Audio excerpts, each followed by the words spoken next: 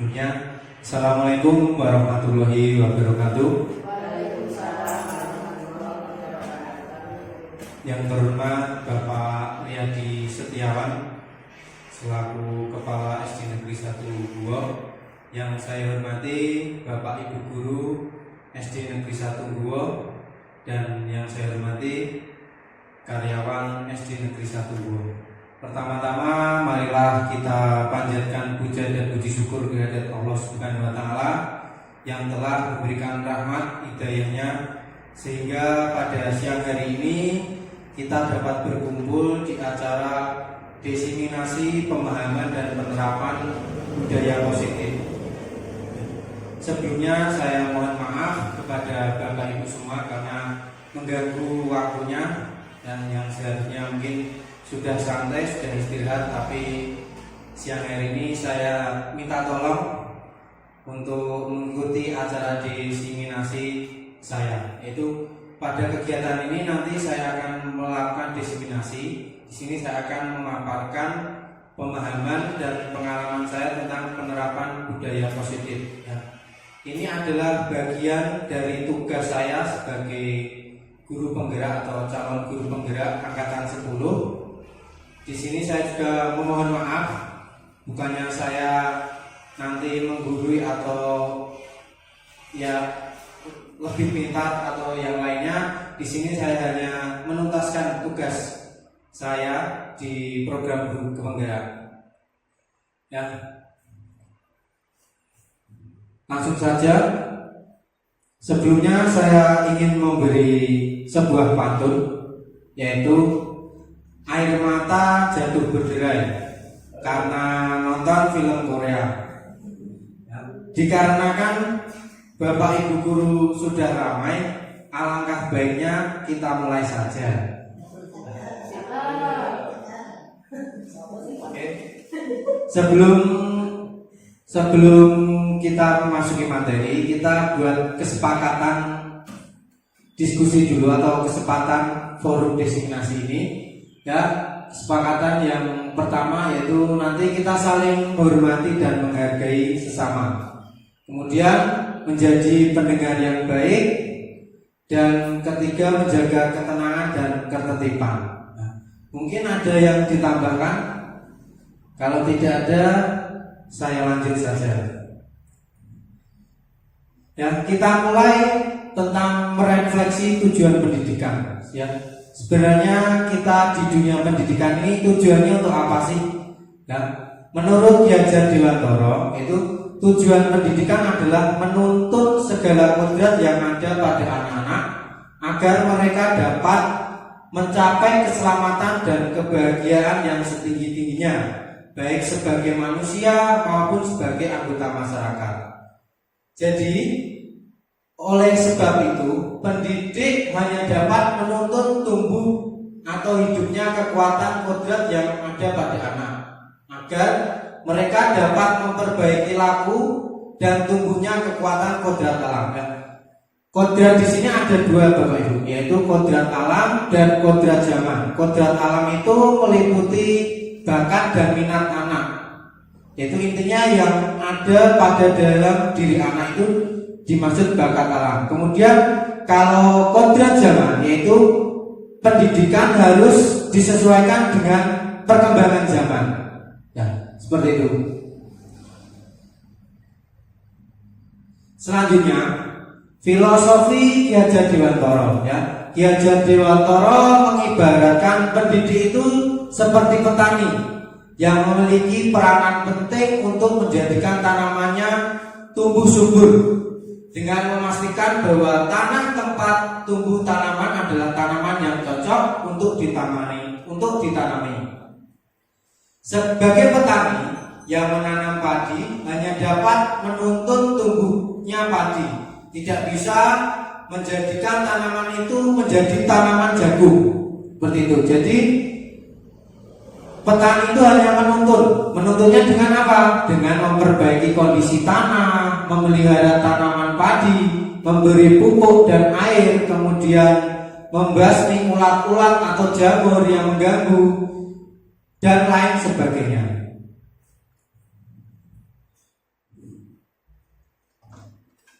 Dari uraian tersebut, kita dapat memahami bahwa sekolah itu sebagai tanah atau tempat bercocok tanam, sehingga guru harus mengusahakan sekolah menjadi lingkungan yang menyenangkan, lingkungan yang menjaga, dan lingkungan yang melindungi murid dari hal-hal yang tidak baik.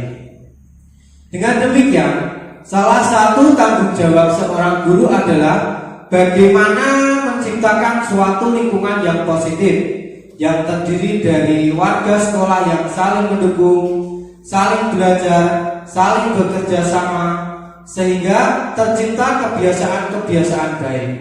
Dari kebiasaan-kebiasaan baik akan tumbuh menjadi karakter-karakter yang baik dari warga sekolah, dan pada akhirnya karakter dan kebiasaan-kebiasaan yang baik akan membentuk suatu budaya yang positif.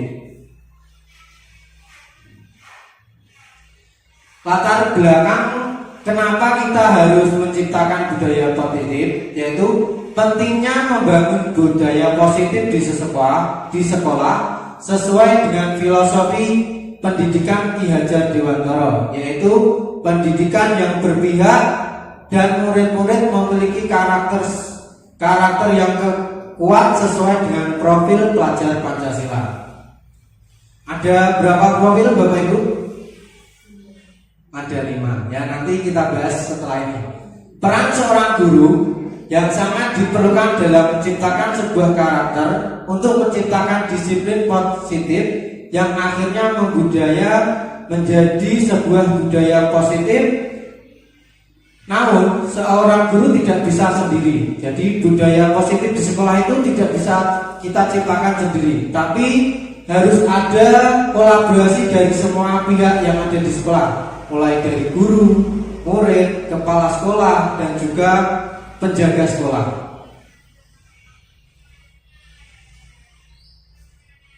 Budaya positif. Jadi budaya positif di sini merupakan nilai-nilai keyakinan, kebiasaan sekolah yang berpihak pada murid agar murid dapat berkembang menjadi pribadi yang kritis, penuh hormat, dan bertanggung jawab sesuai dengan profil pelajar Pancasila.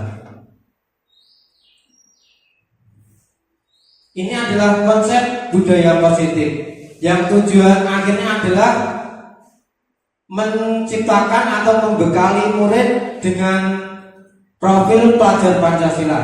Yang pertama, kita harus merubah paradigma tentang belajar. Setelah itu kita juga harus bisa memahami dan menerapkan disiplin positif kepada siswa. Kemudian kita juga harus memahami kebutuhan dasar manusia.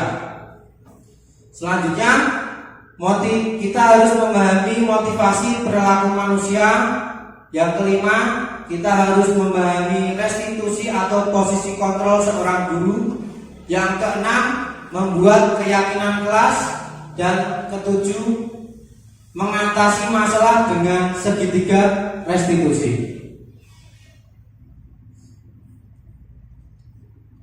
Perubahan paradigma, yaitu untuk menciptakan budaya positif di sekolah yang berpihak pada murid agar sesuai dengan filosofi pemikiran Ki Hajar Dewantara. Hal ini diawali dengan merubah cara pandang kita. Dan salah satunya dengan penerapan disiplin positif.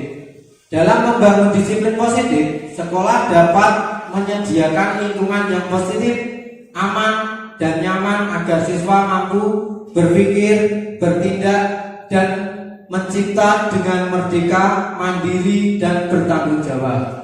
Disiplin di sini erat kaitannya dengan teori kontrol yang digunakan oleh seorang guru ketika menghadapi murid. Ya, ada miskonsepsi tentang teori kontrol, ya, yang diungkapkan oleh Dr. William Glasser dalam Control Theory atau Choice Theory, meluruskan beberapa miskonsepsi. Yang pertama adalah ilusi guru mengontrol murid. Ya, pada dasarnya kita itu tidak dapat mengontrol murid, ya, atau kita tidak dapat memaksa murid untuk berbuat sesuatu jikalau murid tersebut memilih untuk tidak melakukannya. Kemudian ilusi yang kedua adalah bahwa semua penguatan positif, efektif, dan bermanfaat. Yang ketiga, ilusi bahwa kritik dapat membuat orang merasa bersalah, dapat menguatkan karakter. Keempat, ilusi bahwa orang dewasa memiliki hak untuk memaksa.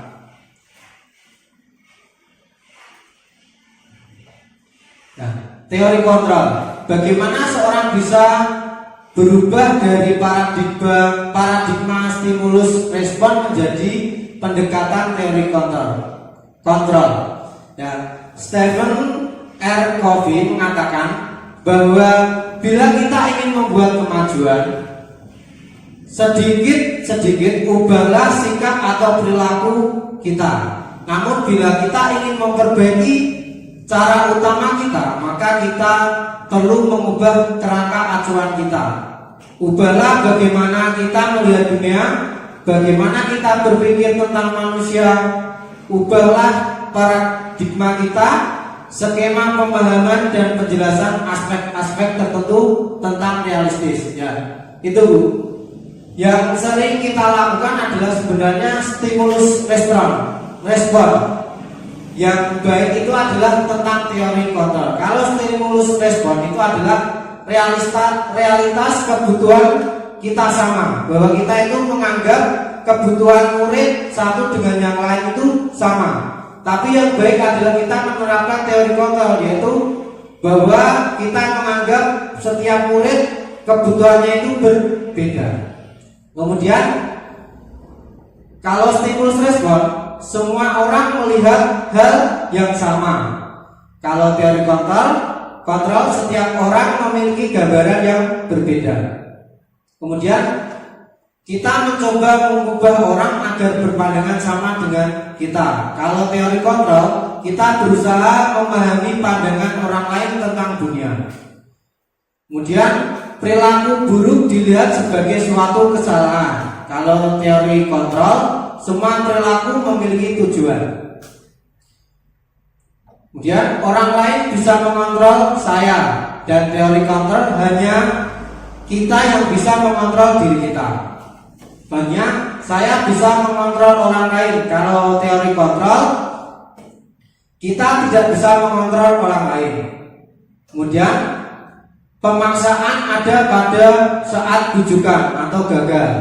Kalau teori kontrol membutuhkan kolaborasi dan konsekuensi menciptakan pilihan-pilihan yang baru. Kemudian yang terakhir, model berpikir menang dan kalah. Kalau teori kontrol, model berpikirnya menang dan menang. Nah, disiplin positif, manakah yang lebih baik dari kedua ini? Yang pertama, disiplin merupakan sesuatu yang dilakukan seseorang pada orang lain untuk mendapatkan kepatuhan. Kalau yang kotak satunya, disiplin merupakan sesuatu cara untuk mengontrol diri, menguasai diri untuk memilih tindakan yang mengacu pada nilai-nilai yang kita hargai. Baik yang mana, Bapak Ibu? Ya, kalau kita lihat setelah ini, nanti Bapak Ibu akan mendapatkan jawabannya sendiri. Ya, disiplin positif. Disiplin itu berasal dari bahasa Latin yang katanya disiplina, yang artinya belajar. Mana asal dari kata ini berkonotasi dengan disiplin dari murid-murid, yaitu menurut Socrates dan Plato. Kemudian yang terakhir, disiplin diri membuat orang menggali potensinya menuju sebuah tujuan apa yang dia hargai.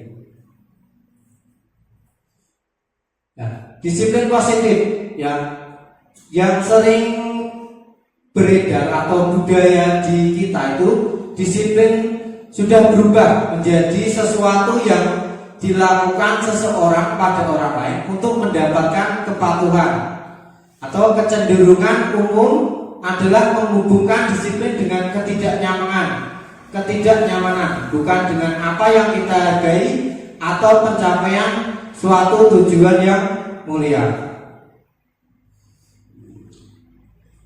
Jadi yang sebenarnya disiplin itu adalah kemampuan memerintah diri, bukan kemampuan memerintah orang lain, tapi kemampuan memerintah diri sendiri dalam mengontrol dan menguasai diri untuk memilih tindakan yang mengacu pada nilai-nilai yang kita hargai dengan penuh tanggung jawab tanpa perintah orang lain atau paksaan dari orang lain. Nilai-nilai yang kita hargai adalah nilai-nilai kebajikan atau sifat positif manusia yang merupakan tujuan mulia yang ingin dicapai setiap individu. Ya, kalau nilai-nilai positif atau nilai kebajikan dalam dunia pendidikan itu adalah nilai-nilai yang terkandung dalam profil pelajar Pancasila. Ya, yaitu ada 6 Bapak Ibu. Tadi 5 ya Mbak Den. Ya, yang benar ada 6. Yang pertama adalah beriman dan bertakwa kepada Tuhan yang Maha Esa. Yang kedua mandiri, bernalar kritis, kreatif, bergotong royong dan berkebinekaan global. Kesimpulannya, sebagai pendidik, tujuan kita adalah menciptakan anak-anak yang memiliki disiplin diri sehingga memiliki perilaku yang mengacu pada nilai-nilai kebajikan universal dan memiliki motivasi intrinsik bukan ekstrinsik. Jadi kita mendidik agar anak-anak itu ada motivasi intrinsik dari dirinya, bukan motivasi ekstrinsik seperti takut atau seperti pengen mendapatkan hadiah atau imbalan. Jadi disiplin positif ini menciptakan anak-anak agar timbul kemauan dalam dirinya sendiri. Kemudian disiplin positif merupakan salah satu cara penerapan disiplin yang bertujuan untuk menumbuhkan kesadaran serta memberdayakan anak untuk melakukan sesuatu tanpa sogokan, ancaman maupun hukuman. Kemudian kita lanjut tentang kebutuhan dasar manusia. Kebutuhan dasar manusia itu ada 4 Bapak Ibu. Ya, setiap orang itu pasti memiliki kebutuhan dasar yang berbeda-beda.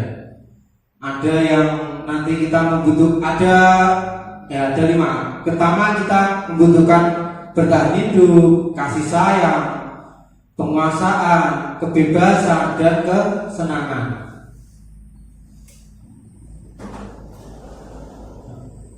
Ini ada kasus Bapak Ibu, ya.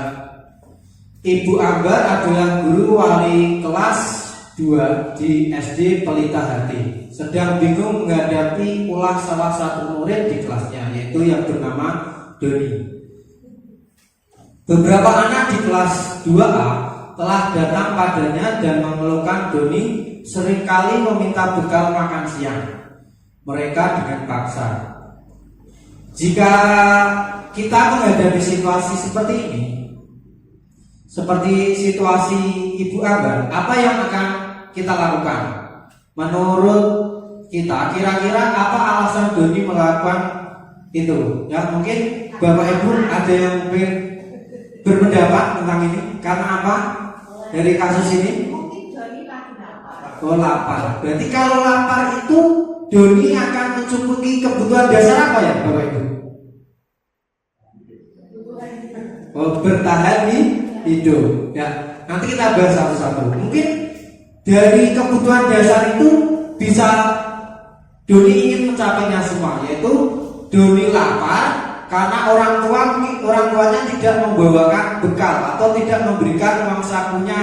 Jadi Doni tidak bisa jajan atau tidak makan. Itu adalah termasuk kebutuhan survival atau bertahan hidup. Kemudian Doni mencari kasih sayang, yaitu dengan pengen diperhatikan oleh teman-temannya. Jadi minta makanan setiap hari pada temannya. Itu adalah bentuk Doni pengen kasih sayang, mencari kasih sayang dari teman-temannya. Yang ketiga adalah power atau kekuatan, yaitu merasa hebat karena teman-temannya jadi takut dan menuruti keinginannya tadi, keinginan untuk memberikan makanan yang tadi. Yang ketiga adalah kebebasan. Ya, Doni merasa bosan dengan bekal yang dibawakan orang tuanya karena menunya setiap hari sama terus ya. Jadi Doni pengen bebas, pengen minta makanan dari temannya. Itu adalah kebutuhan kebebasan. Yang terakhir adalah kebutuhan dasar tentang fun atau kesenangan, yaitu Doni hanya iseng-iseng menikmati ekspresi wajah temannya karena takut, karena sebel, karena apa ya. Itu adalah kebutuhan kesenangan. Ya, selanjutnya motivasi perilaku manusia. Motivasi itu merupakan dorongan yang timbul pada diri seseorang secara sadar atau tidak sadar untuk melakukan suatu tindakan dengan tujuan tertentu. Diana Gosset dalam buku Restoring School Discipline menyatakan ada 3 alasan motivasi manusia dalam berperilaku, ya, yaitu ada 3. Yang pertama, menghindari ketidaknyamanan atau hukuman. Kaitannya dengan murid melakukan disiplin diri karena ia takut dihukum. Ini merupakan motivasi eksternal, bukan dari dalam dirinya sendiri karena takut dihukum. Kemudian motivasi mendapatkan imbalan atau penghargaan dari orang lain. Ya, ini murid-murid melakukan disiplin karena harapannya pengen mendapatkan imbalan dari bapak ibu guru. Nah, pengen mendapat penghargaan. Yang terakhir adalah menghargai nilai-nilai kebajikan dalam dirinya yang dia yakini. Tuh, ini adalah motivasi internal yang ada dalam diri murid. Harapannya itu adalah menjadi tujuan positif agar murid bisa menghargai nilai-nilai kebajikan sendiri. Kesimpulannya, dari ketiga motivasi perilaku manusia dalam mewujudkan disiplin positif, yang harus ditanamkan dalam murid-murid adalah motivasi yang nomor 3. Kenapa? Karena dengan memiliki motivasi tersebut, mereka telah memiliki motivasi intrinsik yang berdampak jangka panjang. Kalau eksternal itu dampaknya jangka pendek, sesaat, hanya karena takut atau karena mendapatkan imbalan. Kalau tidak dapat mendapatkan imbalan atau hukuman, disiplinnya akan mesti dilanggar. Jadi kita di sekolah itu harus bisa menerapkan disiplin positif yang timbul dari diri anak. Tuh. Motivasi yang tidak akan terpengaruh pada adanya hukuman atau hadiah. Mereka akan tetap berperilaku baik dan berlandaskan nilai-nilai kebajikan karena mereka ingin menjadi orang yang menjunjung tinggi nilai-nilai yang mereka hargai. Kemudian, ya, dari permasalahan kita akan melakukan tindakan dulu. Misalkan di sekolah ada anak yang berbuat kesalahan, yaitu kita sering melakukan tindakan, yaitu ada 3 tindakan dari permasalahan yang ditimbulkan. Itu ada hukuman, konsekuensi, dan restitusi. Ya, kalau hukuman itu bersifat tidak terencana atau tiba-tiba, ya, murid tidak tahu apa yang terjadi atau tidak dilibatkan, bersifat satu arah, berupa hukuman fisik atau psikis. Sedangkan konsekuensi itu terencana dan disepakati. Murid tetap dibuat tidak nyaman. Sikap guru selalu memonitor murid. Sedangkan restitusi adalah proses menciptakan kondisi bagi murid untuk memperbaiki kesalahan, dan juga merupakan proses kolaboratif yang mengajarkan murid untuk mencari solusinya sendiri.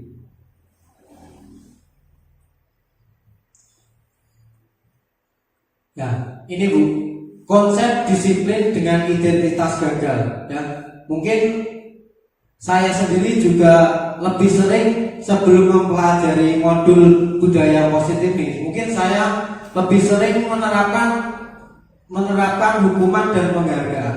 Padahal hukuman dan penghargaan itu tidak efektif. Itu hanya akan menyebabkan identitas yang gagal pada murid. Kenapa? Karena hukuman yang pertama, karena hukuman itu menyakitkan. Mungkin di waktu sekolah dulu saya pernah melakukan kesalahan, bapak ibu guru hanya memarahi, itu mesti akan membekas pada anak seterusnya, jangkanya panjang. Jadi diingat-ingat terus. Kemudian tidak nyaman, merasa tidak nyaman dan bersifat memaksa, akan menimbulkan rendah diri pada diri anak. Kemudian anak akan menjadi membenci peraturan. Kalau penghargaan, itu penghargaan bersifat juga tidak efektif. Kenapa? Karena merusak hubungan dengan iri. Kemudian mematikan kreativitas. Anak yang biasanya sering dapat impian bahwa anak yang pintar terus itu mesti akan menonjol, tapi anak yang pas-pasan itu tidak akan berkembang. Itu maksudnya mematikan kreativitas. Kemudian yang terakhir, penghargaan menghukum atau sistem ranking dan merampas hak untuk menghargai dirinya sendiri. Yang sebenarnya kita terapkan itu adalah konsep disiplin dengan identitas sukses, yaitu dengan konsekuensi atau restitusi, yaitu dengan kalau konsekuensi penguatan jangka pendek. Perlu memonitoring terus menerus atau berkelanjutan. Kemudian ini hanya stimulus respon, bukan teori kontrol tadi. Murid menghargai peraturan, terus kehilangan waktu untuk merenungi kesalahan. Kalau restitusi ini yang dianjurkan sebenarnya Bapak Ibu, karena dalam restitusi akan mewujudkan murid yang bertanggung jawab untuk perilakunya. Fokus pada pemecahan masalah jangka panjang sehingga murid menghormati dirinya dan orang lain. Kalau konsekuensi tadi stimulus respon, kalau restitusi adalah dengan teori kontrol, yaitu dirinya memegang kontrol sendiri. Kemudian terakhir, kalau restitusi bisa menyebabkan murid lebih bersemangat dan memperbaiki kesalahannya. Nah, ini perbedaan hukuman dan konsekuensi. Kalau hukuman sesuatu yang menyakitkan dan harus terjadi, kemudian membuat anak sakit fisik maupun hati dalam waktu jangka lama. Anak jadi membenci kedisiplinan. Ya, hukuman bersifat paksaan, mendorong anak menyakiti diri sendiri. Ya, konsep diri yang buruk. Anak belajar untuk menyembunyikan kesalahan, kemudian menimbulkan rasa marah, rasa bersalah, dipermalukan, merasa tak dihargai. Kalau konsekuensi, sesuatu yang harus terjadi, membuat anak merasa tidak nyaman dalam waktu jangka yang pendek. Anak menghargai disiplin, stimulus tanggapan, mendorong anak agar mudah menyesuaikan diri. Dan konsep diri yang baik, anak belajar mematuhi peraturan, kehilangan hak, dibuat tidak nyaman atau diasingkan sementara. Nah, ini contoh kasus, ya. Ada murid yang tidak mengerjakan PR. Ya, kalau kita mengambil tindakan pemberian hukuman, yaitu guru menghukum murid untuk berdiri di depan kelas selama pembelajaran, itu adalah salah satu bentuk hukuman, sehingga guru marah dan murid menjadi takut. Kalau konsekuensi, guru memberikan konsekuensi untuk mengerjakan PR saat istirahat. Nah, jadi PR-nya dikerjakan saat istirahat karena murid tersebut tidak mengerjakan PR. Guru tegas dan siswa menghormati peraturan. Yang terakhir, kalau restitusi, guru menanyakan keyakinan kelas atau dirinya dan membantu murid menyelesaikan masalah. Guru terbuka dan murid menghormati dirinya dan orang lain. Selanjutnya, ini ada hukuman atau konsekuensi. Coba dibaca, nanti kita jawab bareng-bareng. Itu yang nomor 1 itu hukuman atau konsekuensi. Nah, silakan dibaca dulu, Bapak Ibu, nanti kita jawab bersama.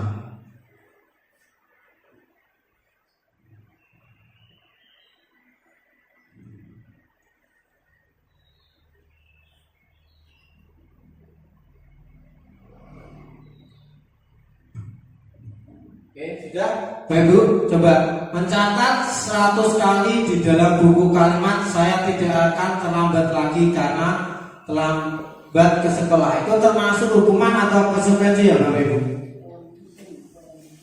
Apa Bu? Termasuk apa? Ini termasuk hukuman ya. Terus lari mengelilingi lapangan basket 2 kali karena terlambat hadir di sekolah. Hukuman apa konsekuensinya? Termasuk hukuman. Murid diminta untuk push up 15 kali karena tidak menggunakan masker. Hukuman. Menggantikan kertas tugas teman yang telah dicoret-coret. Konsekuensi. Membersihkan tumpahan air di meja tulis karena tersenggol pada saat belajar. Konsekuensi. Murid disuruh untuk mengenakan sepatu seharian di sekolah karena tidak mengenakan sepatu hitam. Hukuman, ya betul. Lari mengelilingi lapangan basket 2 kali karena terlambat 10 menit pelajaran PJOK. Ya, ini tidak hukuman Bapak Ibu karena ini kan pelajaran olahraga. Jadi kalau itu terlambat berarti lari itu termasuk konsekuensi karena anak tersebut kan tidak mengikuti pemanasan. Jadi itu diganti dengan lari tadi itu. Ya ini ya hukuman, konsekuensi, hukuman dan konsekuensi. Ya, jadi restitusi itu adalah proses menciptakan kondisi bagi murid untuk memperbaiki kesalahan mereka sehingga mereka bisa kembali pada kelompok mereka dengan karakter yang lebih kuat.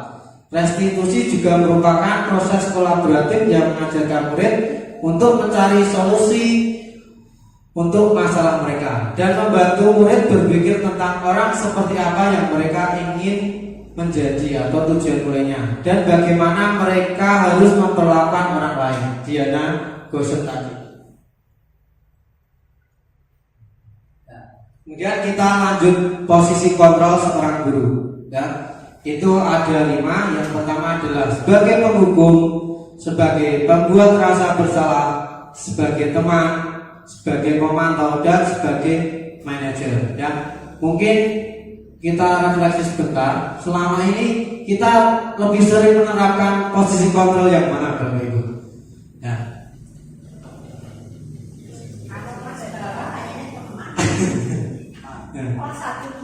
Ya, jadi nanti dari kelima posisi kontrol ini sebenarnya posisi kontrol yang baik yang harus kita ambil itu yang mana? Nah ini Bapak Ibu 5 posisi kontrol ya. Penghukum, pembuat bersalah, teman, pemantau dan manajer. Kalau sebagai penghukum itu biasanya guru berbuat menggaji, menunjuk-nunjuk, menyindir ya, tuh pokoknya biasanya di jelek-jelek seperti itu. Kamu itu berbuat salah terus ya. Telat terus ya. Kemudian kalau membuat orang merasa bersalah itu berceramah dan biasanya guru berbuat melakukan ceramah dan mengatakan seharusnya kami itu seperti ini, ibu sangat kecewa. Nah, itu termasuk pembuat rasa bersalah. Kalau sebagai teman, guru itu membuatkan alasan-alasan untuk muridnya. Ya, kalau kamu tidak mengerjakan PR, kalau kamu sering terlambat, nanti Bapak guru bisa dimarahi sama Bapak kepala sekolah. Nah, itu mungkin sebagai bentuk wujud sebagai teman. Kemudian menghitung dan mengukur, itu yang guru perbuat saat menjadi pemantau. Dan terakhir, manajer adalah mengajukan pertanyaan. Kemudian yang selanjutnya, guru berkata, kalau penghukum itu berkatanya kalau kamu tidak melakukan, awas ya, rasakan hukuman ini. Nah, itu sebagai penghukum. Ya. Terus ya lanjut ya, menyembunyi. Kemudian kalau membuat rasa bersalah, seharusnya kamu sudah tahu ibu lelah sekali ya, mengatakan ibu stres. Nah, itu pembuat rasa bersalah. Kemudian kalau teman Ayo lakukan demi ibu. Masa kamu tidak mau? Ingat, ya. Ingat tidak, ibu pernah membantu kamu. Lah itu sebagai teman. Kemudian kalau pemantau, apa peraturannya? Nah, itu misalkan anak itu melanggar, kamu melanggar apa? Kalau aturan sekolah sebelumnya itu adalah sebagai pemantau. Kemudian kalau sebagai manajer, apa yang kita yakini, ya? Jadi yang murid yakini, pertama, ya kita mungkin bisa membuat keyakinan kelas yang nanti akan kita bahas setelah ini, ya. Itu apa yang kita yakini, apa yang mereka yakini itu adalah bentuk sebagai manajer. Hasilnya apa? Kalau sebagai penghukum akan hasilnya adalah murid yang memberontak, murid yang menyalahkan orang lain, dan murid yang berbohong. Nah, kalau pembuat bersalah itu menyembunyikan, menyangkal dan berbohong. Itu menghasilkan murid yang seperti itu. Kalau teman, hasilnya adalah murid yang ketergantungan pada guru. Kemudian sebagai pemantau itu menyesuaikan diri bila diawasi. Kalau tidak diawasi, ya murid seenaknya sendiri. Itu adalah sebagai kontrol pemantau. Terus yang terakhir adalah menguatkan diri pribadi. Dan kaitannya dengan dunia berkualitas, ya. Kalau sebagai penghukum, murid akan meletakkan guru di luar dunia yang berkualitas. Kemudian kalau membuat orang merasa bersalah, murid akan meletakkan orang di dalam dunia yang berkualitas. Kalau sebagai teman, murid meletakkan guru sebagai orang yang sangat penting di dunia yang berkualitas. Sebagai pemantau, murid meletakkan guru, peraturan dan penghukum di dunia yang berkualitas. Kalau manajer, murid meletakkan dirinya sebagai individu yang positif dalam dunia yang berkualitas. Jadi motivasinya adalah motivasi intrinsik. Kemudian murid berkata, kalau penghukum, biarkan saja, nanti juga marah-marah lagi. Nah, itu. Terus kalau membuat orang merasa bersalah, maafkan saya Bu. Jadi seperti itu. Dia kalau sebagai teman, saya pikir bapak ibu teman saya ternyata begitu. Terus kalau sebagai pemantau, berapa banyak bintang yang saya harus peroleh, berapa halaman yang harus saya tulis. Itu sebagai pemantau. Dan sebagai manajer, bagaimana caranya bisa memperbaiki keadaan. Itu adalah sebagai manajer. Yang terakhir, dampak pada murid, yaitu sebagai penghukum akan mengulangi kesalahan. Kemudian pembuat rasa bersalah merasa rendah diri. Sebagai teman, lemah, tidak mandiri dan ketergantungan. Dan sebagai pemantau, menitik beratkan pada sanksi atau hadiah untuk dirinya. Dan sebagai manajer itu akan mengevaluasi dirinya bagaimana cara memperbaiki diri. Ini lama ditonton sebentar saja ya Bapak. Ya kurang lebih ini 10. Salam bahagia ibu dan bapak guru hebat dalam penerapan disiplin positif restitusi. Nah ini adalah contoh-contoh penerapan tadi 5 posisi kontrol tadi. 5 posisi kontrol dalam restitusi adalah proses perjalanan seorang pendidik agar dapat mengenali dirinya. Pada video kali ini, kita akan membahas tentang 5 posisi kontrol yang dikembangkan oleh gaya dosen dan contoh penerapannya.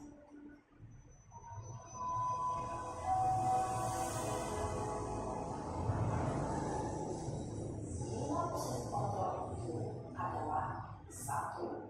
Posisi penghukum, 2. Posisi pembuat rasa bersalah, 3. Posisi teman, 4. Posisi pemantau atau monitor, dan 5. Posisi manajer. Untuk lebih memahami 5 posisi tersebut, mari kita saksikan kasus Nael yang telah berhadir 20 menit di sekolah dan melihat bagaimana kelima posisi kontrol dalam menghadapi masalah tersebut.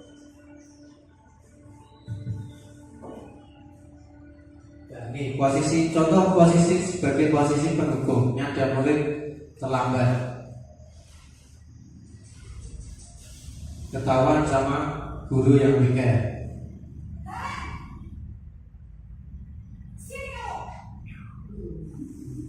Mesti ditandai dengan hentakan dan menggantik ya Bapak Ibu.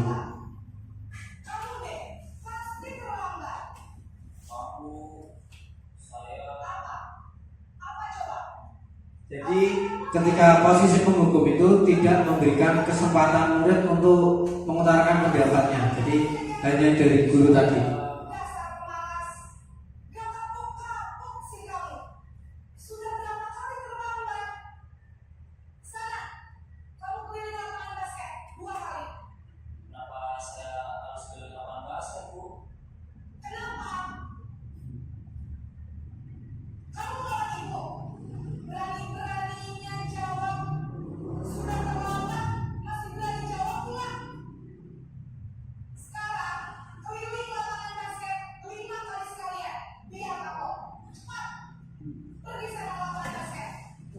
Kalau jawab malah hukumannya ditambah.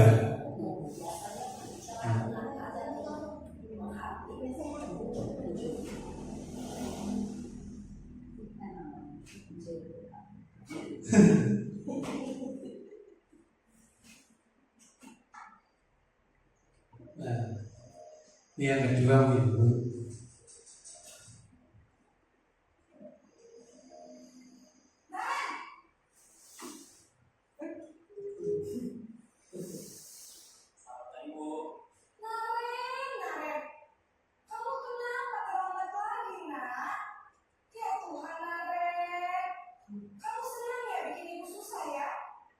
Membuat rasa bersalah ya, Bu Ibu. Nanti ibu yang ditunggu bapak kepala sekolah, nak. Disangka ibu tidak bisa membina kamu. Duh, gimana ini? Duh, Gusti Naren. Kamu suka ya kalau ibu ditunggu bapak kepala sekolah?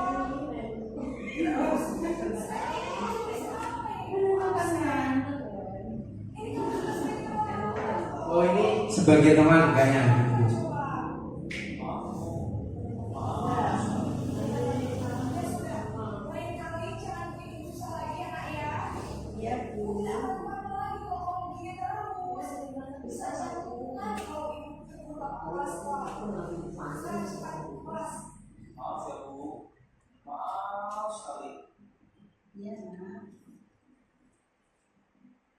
Posisi membuat rasa bersalah, berbicara dengan nada tenang, cenderung lembut, benar.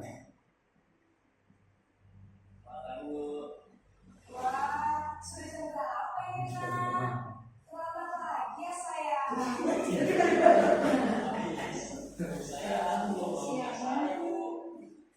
Kamu lalu menyalahkan ibu kamu. Kamu bukan anak yang paling kencang. Kok terlambat sih?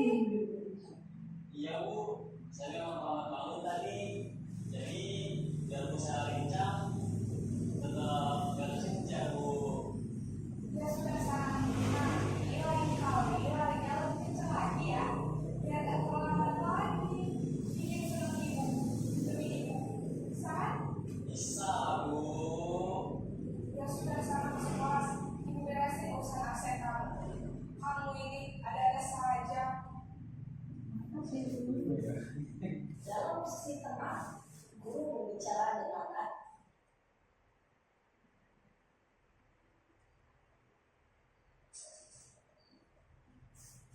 Melek.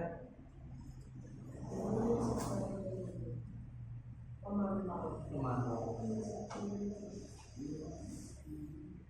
Wah, melek.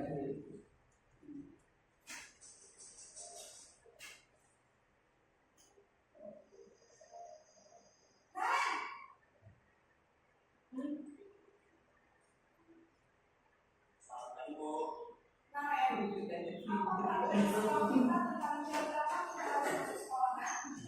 Dikaitkan dengan peraturan Terus sekolah tertuju Bu.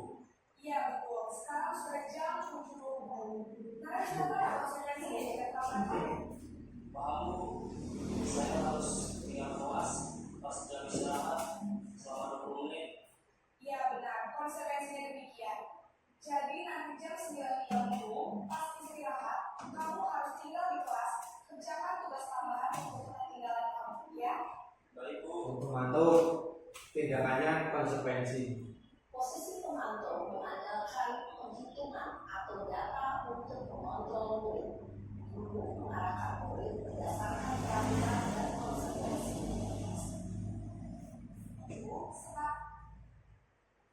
Sekarang sudah jam 7.20. Jadi sekarang bagaimana ini, Rek? Yang terakhir manajer.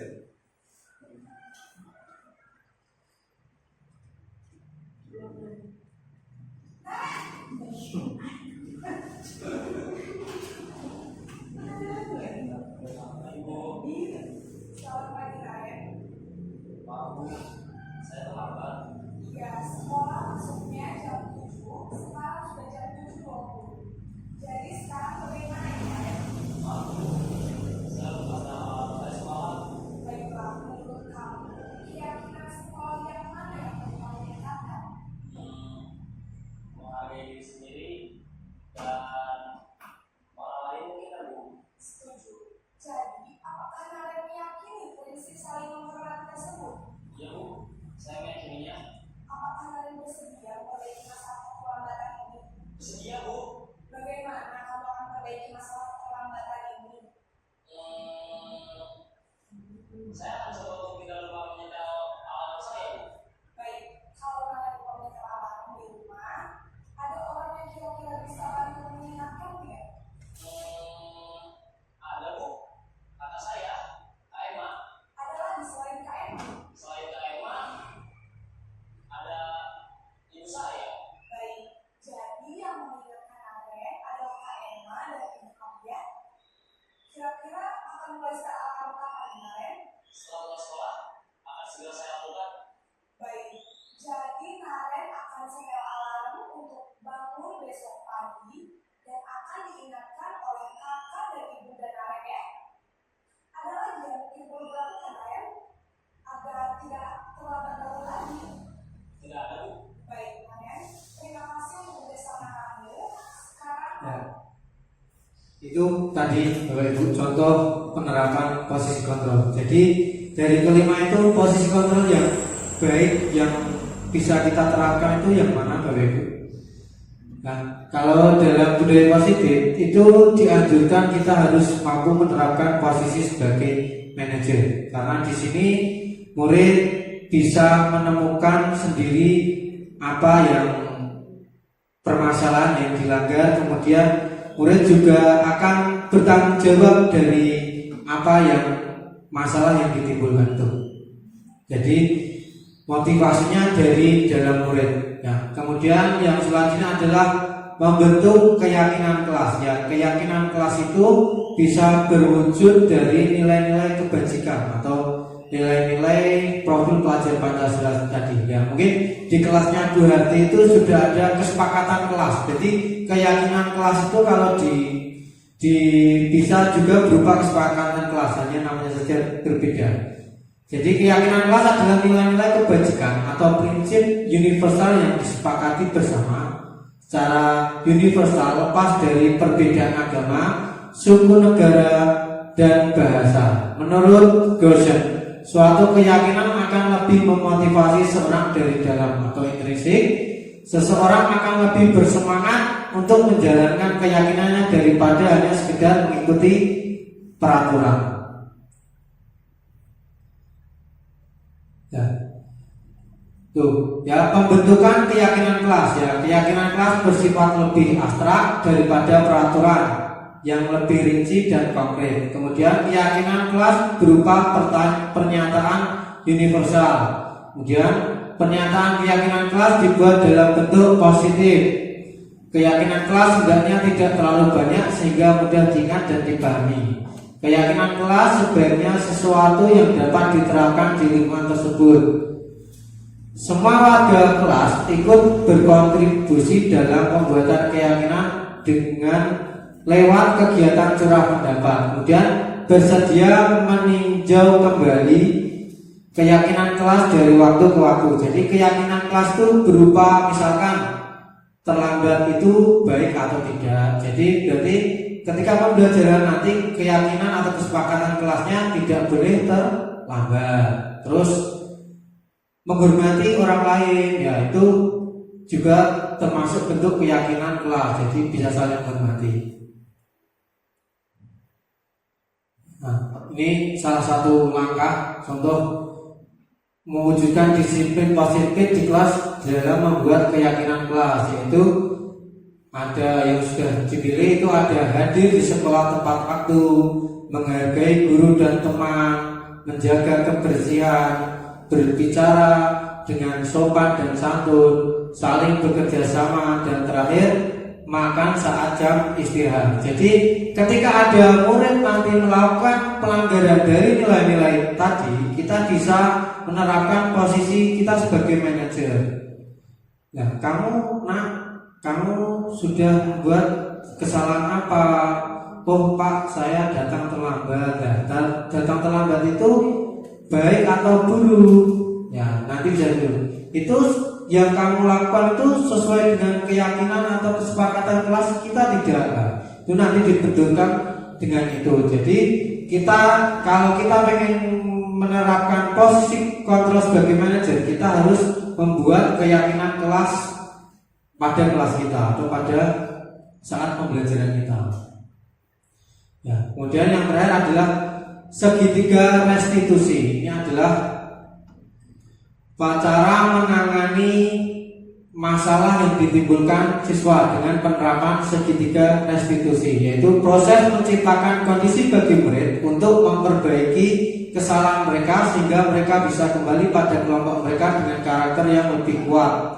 Melalui restitusi, guru dapat membantu murid menjadi lebih memiliki tujuan disiplin positif serta memulihkan dirinya setelah berbuat salah. Kemudian membantu murid untuk jujur pada dirinya sendiri dan mengevaluasi dampak dari kesalahan yang dilakukan.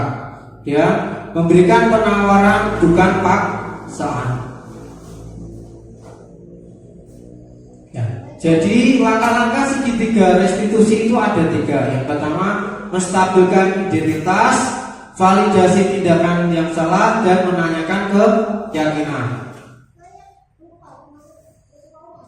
Nah, menstabilkan identitas ini bertujuan untuk mengubah identitas anak dari orang yang gagal karena melakukan kesalahan menjadi anak yang sukses atau menjadi orang yang sukses. Di sini guru ditandai dengan guru berkata, berbuat salah itu tidak apa-apa. Semua pernah mengalami kesalahan. Tidak ada manusia yang sempurna. Saya juga pernah melakukan kesalahan seperti itu. Kita bisa menyelesaikan masalah ini. Bapak Ibu guru tidak mencari siapa yang salah, tapi Bapak Ibu guru mencari solusi dari permasalahan ini. Kamu berat merasa begitu. Dan yang terakhir yang guru katakan, apakah kamu sedang mencari seorang teman yang baik buat dirimu sendiri? Nah, langkah yang kedua adalah validasi tindakan yang salah. Itu bertujuan untuk membantu murid mengenali basic need atau kebutuhan dasar yang ingin dipenuhi ketika melakukan kesalahan. Itu ditandai dengan guru berkata, kamu bisa kan melakukan hal yang lebih buruk, tapi kamu tidak melakukannya. Kamu pasti punya alasan mengapa melakukannya. Apa pentingnya bagi kamu? Kamu boleh tetap berusaha menjaga sikap itu, tapi tambahkan sikap yang lain yang baru. Kemudian, maukah kamu belajar cara lain untuk mendapatkan yang kamu butuhkan tanpa harus memukul? Apakah kamu bisa melakukan dengan lebih baik lagi besok? Yang terakhir adalah menanyakan keyakinan, bertujuan agar anak melihat kesalahannya dihubungkan dengan norma sosial dan nilai-nilai yang mendasari manusia berinteraksi dengan orang lain. Ditandai dengan guru berkata, apa nilai yang kita percaya di kelas atau sekolah kita? Nilai-nilai universal apa yang telah kita sepakati? Kelas yang ideal itu seperti apa sih? Kamu ingin jadi anak seperti apa? Apa yang kamu rasakan ketika kamu melakukan itu? Kamu menjadi orang yang seperti apa? Nah, ini saya membuat skenario tentang penerapan segitiga restitusi, dan tapi seadanya.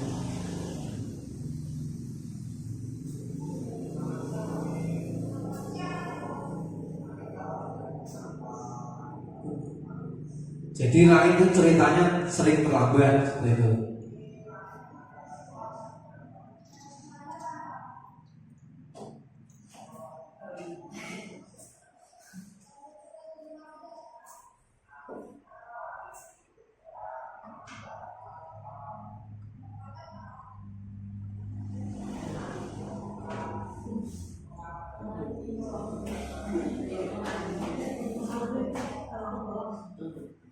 Suaranya apa?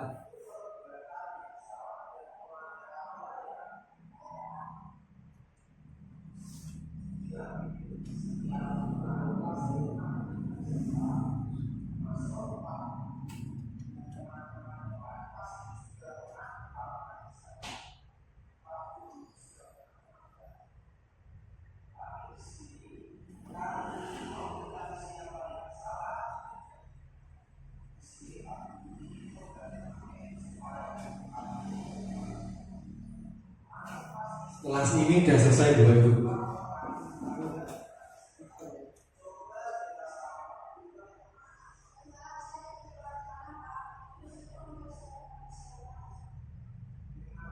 Jadi tahapan validasi tindakannya.